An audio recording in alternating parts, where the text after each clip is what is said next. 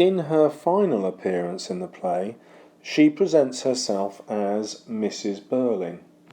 Now, she obviously knows Eric's name is Birling, and this is an attempt for her to gain respectability. This happened only 2 weeks ago, and so it is her last attempt to make a new life for herself. She's going to forget the fact that she was for rent, that she was Daisy Renton, and she's going to try and make herself more respectable, at least in her own mind. And the other side to this is that when she most desperately needs help because she is an unmarried mother, she knows that the other women who are the charity that can alleviate her poverty won't help her if she presents herself as an unmarried mother. So she has to claim that she was married, and she has to claim that her husband had deserted her.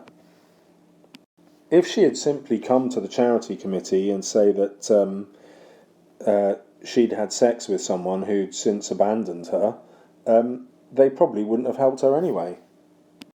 Again, Priestley is pointing out the extreme vulnerability of the worst off. The very people who need the most help are the ones who are not going to get it in this society. The other thing we notice about Eva is that she is incredibly idealistic. So she realises that Eric is silly and wild and drinking too much.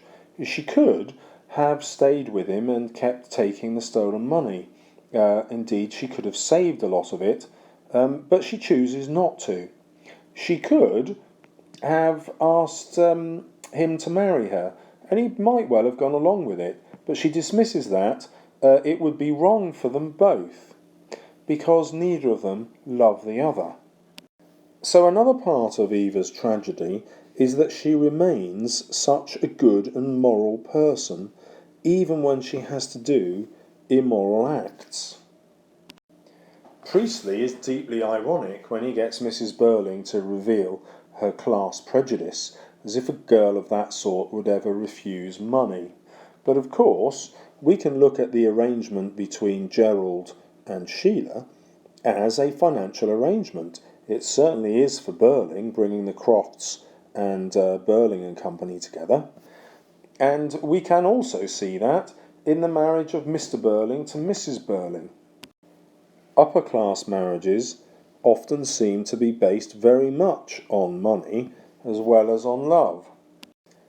In a capitalist society, perhaps everything is reduced to money, and for those who aren't persuaded of this, there is only death, as Eva chooses, because she does not take the path that would lead her to getting more money. Eva's moral stance is highlighted several times.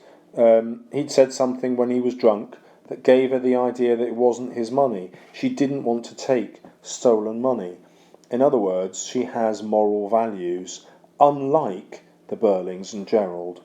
So Priestley is making a profound comment that he actually alluded to earlier in the play in response to Gerald, by saying that it wasn't very easy to tell the difference between respectable citizens and criminals. And he uses Eva now to drive that message home.